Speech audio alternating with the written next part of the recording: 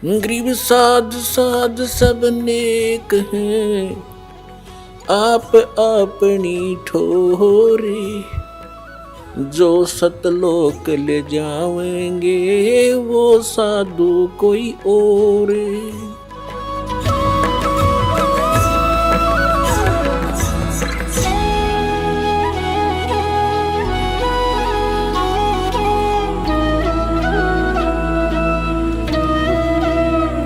आपको दिखाते हैं कि श्री ब्रह्मा, श्री विष्णु, श्री शिव जी के विषय में हमारी गीता जी क्या बताती है, इनकी साधना करने वालों को क्या संज्ञा दी है। अब आपको दिखाते हैं श्रीमद् भगवत गीता अध्याय नंबर 7 का कुछ अंश दिखाते हैं। देखिएगा श्रीमद् भगवत गीता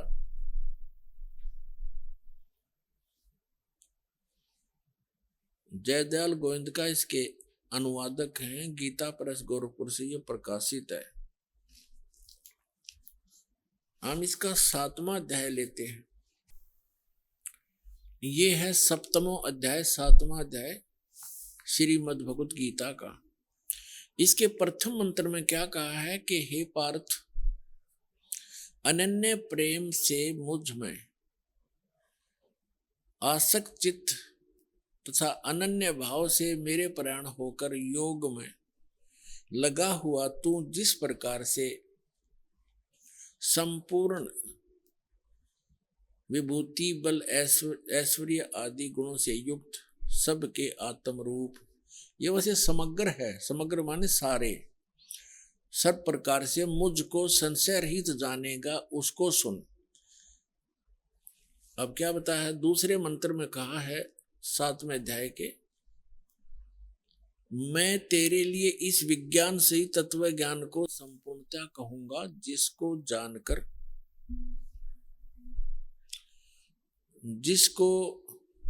जानकर संसार में फिर कुछ भी जानने योग्य शेष नहीं रह जाता। अब गीता ज्ञान दाता कह रहा है कि अर्जुन, मैं अब तुझे ऐसा ज्ञान बताने जा रहा हूं, इसको जानने के बाद फिर संसार में कुछ भी जानना शेष नहीं रहेगा। अपने आत्माओं देखना। और इस पवित्र गीता को हम शिरोधार्य मानते थे, पढ़ते भी थे, डेली पाठ भी किया करते थे, लेकिन कहते हैं गुरु बिन काहु न पाया ज्ञान, जो थो था भुज छड़े मूड किसान।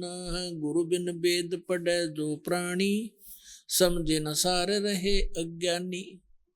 गुरु के बिना वेदों के अर्थों, गूढ़ अर्थों का समझना बड़ा कठिन है, और उसके ना समझे बिना हम अज्ञानी ही रहे। हमारे जितने भी ऋषि सतयुग से लेकर आज तक के ऋषि महर्षि, ये सब अज्ञानी थे। अपने आत्मा, ये दास के जो वचन हैं ये कड़वे अवश्य लगेंगे एक बार, लेकिन बाद में इतने मीठे हो जाएंगे, इनके अतिरिक्त आपको कोई और बोल वचन सुहावेगा नहीं, अच्छा नहीं लगेगा। कि सतयुग से लेकर आज तक के ऋषि महर्षियों को ज्ञान नहीं था, बिल्कुल ज्ञान नहीं था, अज्ञानी थे वे। अपने आत्मा थोड़ी सी झलक दिखा दूं, नहीं तो कोई पहली बार सुनेगा भक्त, क्योंकि ये सीडी वगैरह बनती हैं, भक्त अपने मित्रों को देते हैं, तो उनका ये हजम होगी नहीं ये बात कि सतयुग से लेकर आज तक के इन ऋषि महर्षि ब्राह्मणों को कति ज्ञान नहीं था भक्ति का। इनको छोड़ ब्रह्मा विष्णु महेश को ज्ञान नहीं था, बताओ। तो ये वचन जो दास के हैं, ये तो आज सभ्य समाज, शिक्षित समाज हो गया, इसलिए स्वीकार्य हो गए। और ये वचन परमात्मा 600 वर्ष पहले कहा करते कबीर जी, तो उस समय तो पत्थर खान की बात थी, डले लग गए।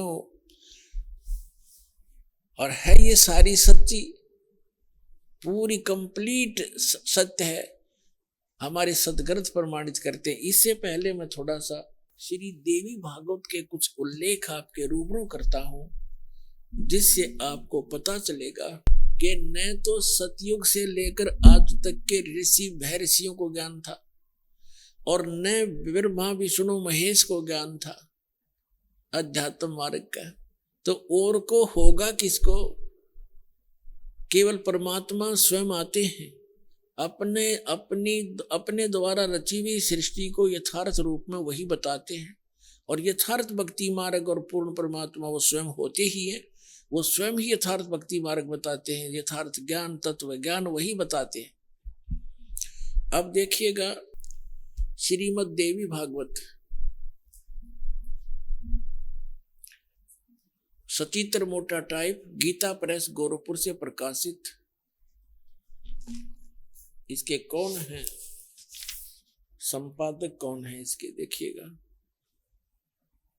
हनुमान प्रसाद पोदार, चिमनलाल गोस्वामी, और ये प्रकाशक है इसके। इसके 414 पृष्ठ पर आपको ले चलते हैं।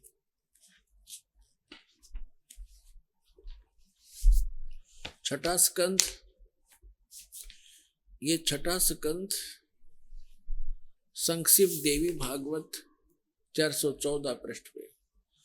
जन्मे जय ने पूछा महाभाग किस युग में कैसा धर्म का स्वरूप है, इस संपूर्ण विषय को विशेष रूप से बताने की कृपा कीजिए। व्यास जी बोले, व्यास जी बता रहे हैं जन्मे जय को, राजन यह निश्चय है कि सतयुग में ब्राह्मण वेद के पूर्ण विद्वान थे।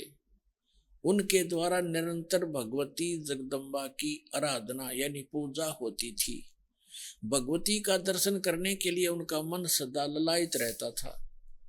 प्रत्येक गांव में शक्ति मंदिर का उद्घाटन हो, दुर्गा का मंदिर बने, इस विषय की उनके मन में बड़ी उत्सुकता थी।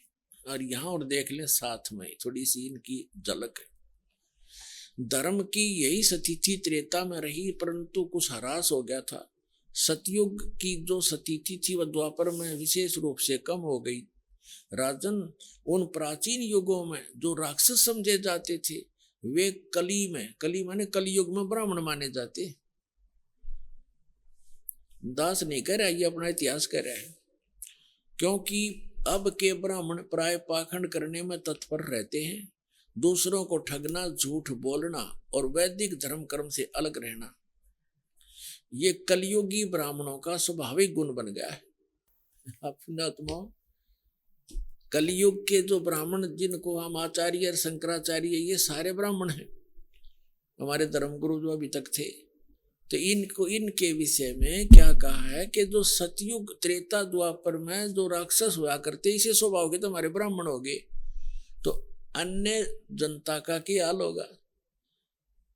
अब ये क्या बता रहे हैं, इससे एक और कंसेप्ट क्लियर कर दिया कि सतयुग के ब्राह्मण वेद के पूर्ण विद्वान माने जाते थे, व्यास जी कह रहे, और वो दुर्गा की पूजा करते थे, खाक विद्वान थे वे।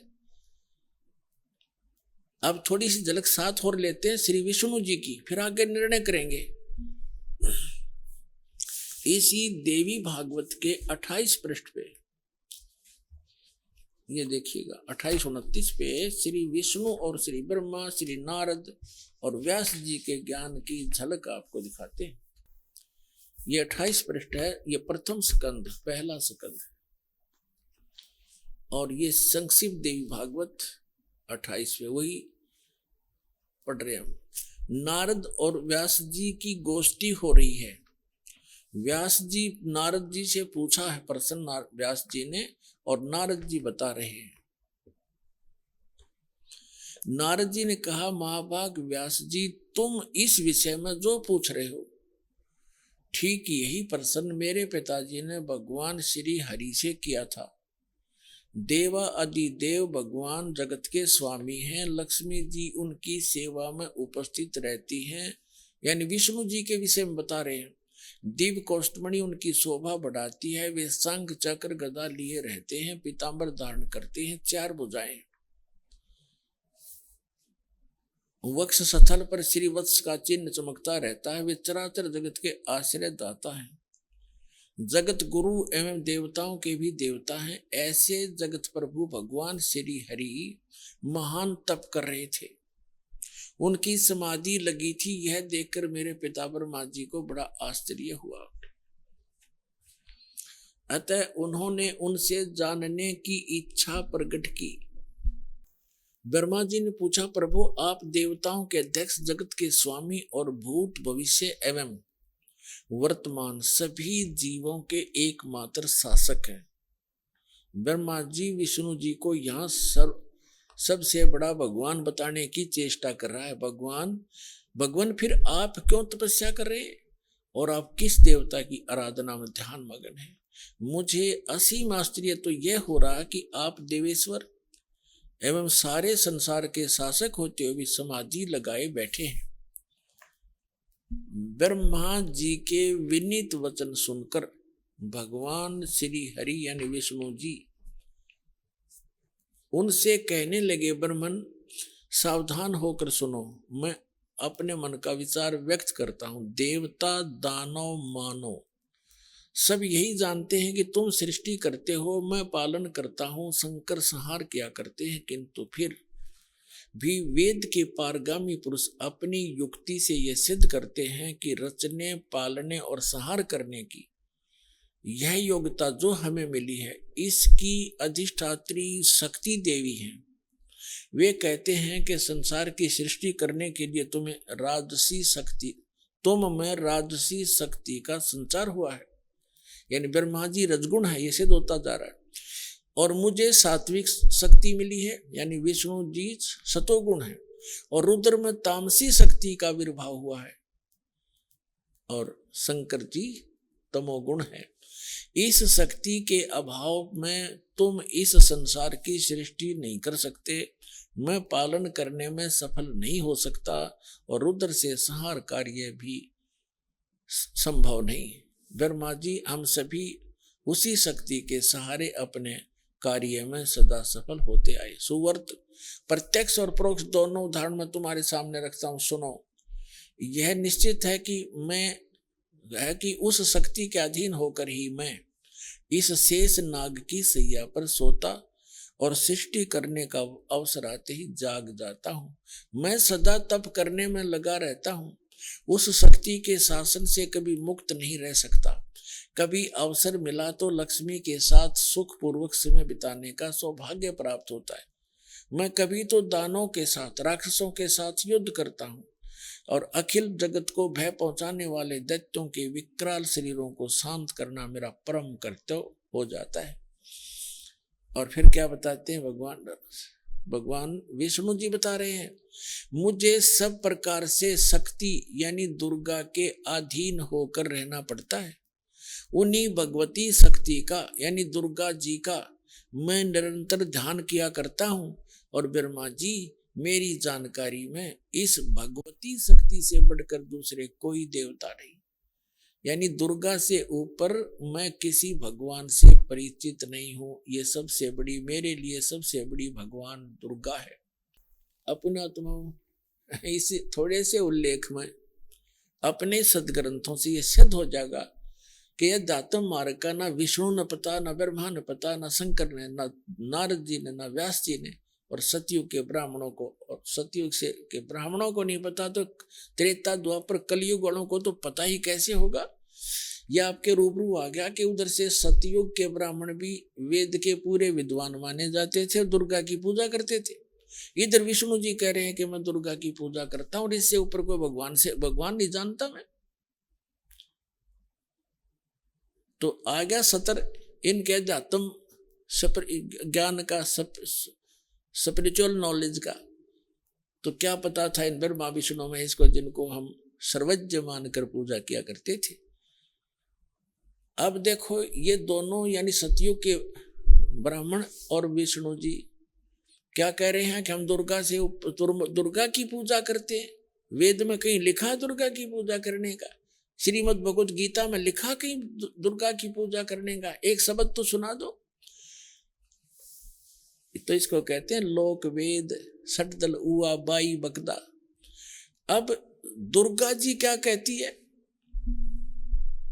आपको दिखाते हैं 562 पृष्ठ पर, ये देखिएगा 7वां स्कंद और संक्षिप्त देवी भागवत 562 पृष्ठ पे।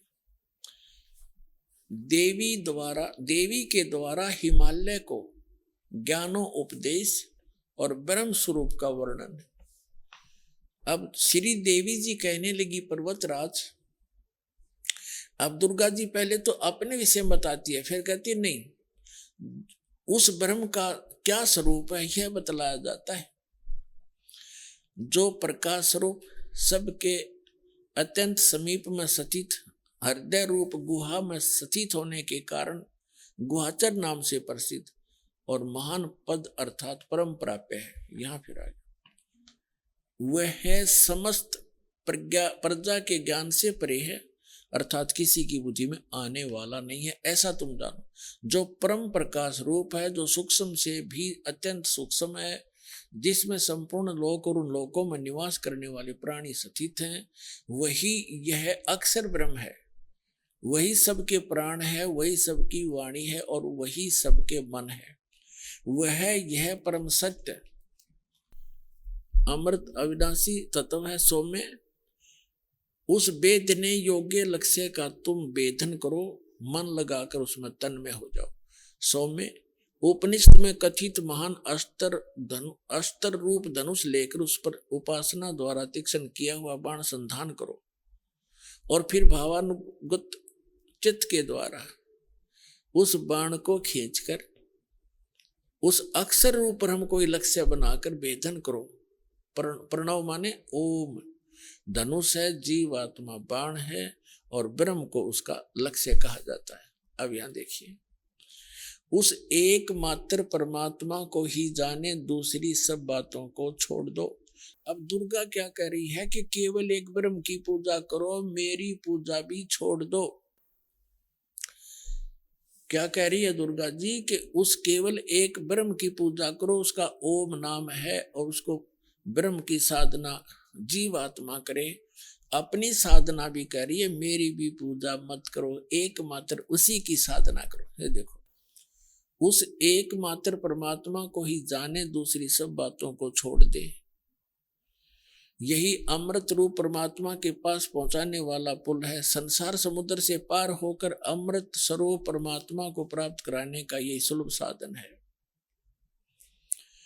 इस आत्मा का परमात्मा का को ओम के जप के साथ ध्यान करो। इससे अज्ञान में अंधकार से सर्वथा परे और संसार समुद्र से उस पार जो ब्रह्म है उसको पा जाओगे, तुम्हारा कल्याण हो। स्पष्ट कर दिया कि ओम नाम ब्रह्म का है और इस ओम नाम के जाप से ब्रह्म को पाने का उद्देश्य रखकर साधना करो, तुम उसको प्राप्त कर जाओगे। और वो कहाँ रहता है? वह यह सब का आत्मा ब्रह्म ब्रह्मलोक रूप दिव्य आकाश में स्थित है। वहां रहता ब्रह्मलोक में ये ब्रह्म। अपने आत्मा यदि ये दास मौखिक ये वचन कहकर छोड़ देता और प्रथम बार कोई पुण्यात्मा ये वचन सुनता तो वो शायद टीवी बंद करके बैठ जाता और औरों को भी कहता कि वो तो निंदा करता है, झूठ बोलता है। और अब क्या कहोगे कि ये विश्व में यदि सत्य ज्ञान है तो रामपाल के पास है, न विश्व में किसी के पास ज्ञान नहीं।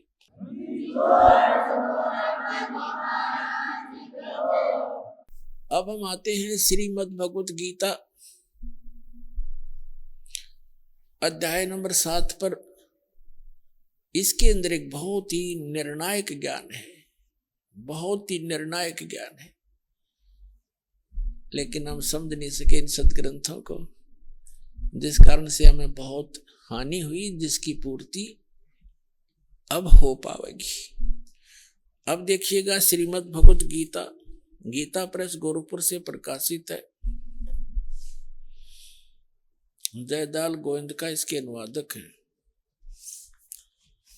ये है 7वां अध्याय। हमने ये पढ़ लिया पहले, फिर पढ़ लेते हैं। प्रथम मंत्र में क्या कहा है कि गीता ज्ञानदाता कहता है, हे पार्थ, अनन्य मन से मुझ में आसक्त चित्त अर्थात अनन्य भाव से मेरे प्राण होकर योग में लगा हुआ, जिस प्रकार से तू समग्र यानी सर्व भाव सब प्रकार से, समग्र माने सब प्रकार से मुझको संशय रहित जानेगा उसको सुन।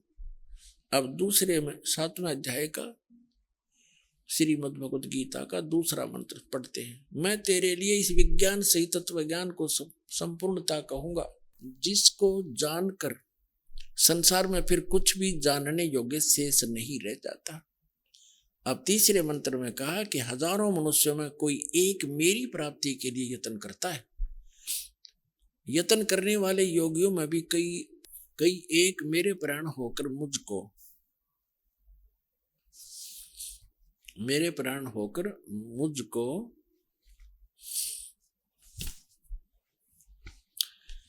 तत्व से अर्थात यथार्थ रूप से जानता है। चौथे में कहा है ये पृथ्वी जल अग्नि वायु आकाश मन बुद्धि और अहंकार भी इस प्रकार ये 8 प्रकार से विभाजित मेरी प्रकृति है। यह 8 प्रकार के भेद वाली तो अपरा मेरी जड़ प्रकृति है।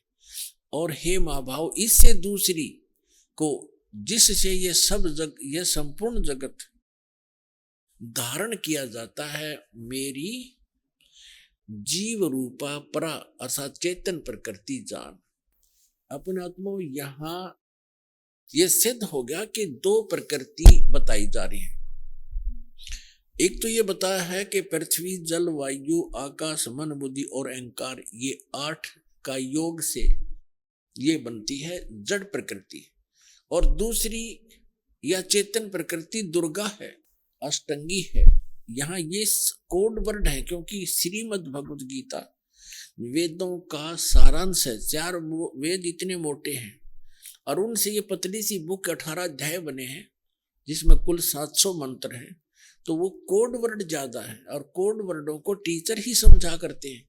हमारे अध्यात्म गुरु जो थे वो टीचर नहीं थे, उनको इनका गूढ़ रहस्य का ज्ञान नहीं था। तो यहां सिद्ध हो गया कि एक तो ये जड़ प्रकृति, ये 8 जो बताई, पृथ्वी जल वायु अग्नि आकाश मन बुद्धि और अहंकार है। और दूसरी चेतन ये दुर्गा है। अभी स्पष्ट करेंगे आपके सामने। दुर्गा को प्रकृति भी कहते हैं। अब आगे ये क्या बताना चाहता है। अब गीता अध्याय नंबर हम 7 पढ़ रहे हैं। श्रीमद् भगवद गीता का अध्याय हम 7 पढ़ रहे हैं और इसमें ये 11वां मंत्र हम पढ़े। हे भरत श्रेष्ठ, मैं बलवानों का बल यानी आसक्ति और कामना से रहित बल सामर्थ्य हूं। मैं बलवानों का बल हूं और सभी प्राणियों को, भूतों को, इन प्राणियों के धर्म के अनुकूल शास्त्र अनुकूल काम मैं हूं। धर्म अविरुद्ध काम मैं हूं। अब हम 12 से लेंगे। इसमें क्या बताया कि और भी जो सतगुण से उत्पन्न होने वाले भाव हैं, जो रजोगुण तथा तमोगुण से होने वाले भाव हैं, उन सब को मुझसे होने वाले हैं ऐसा जान, परंतु वास्तव में उनमें मैं और वे मुझ में नहीं है।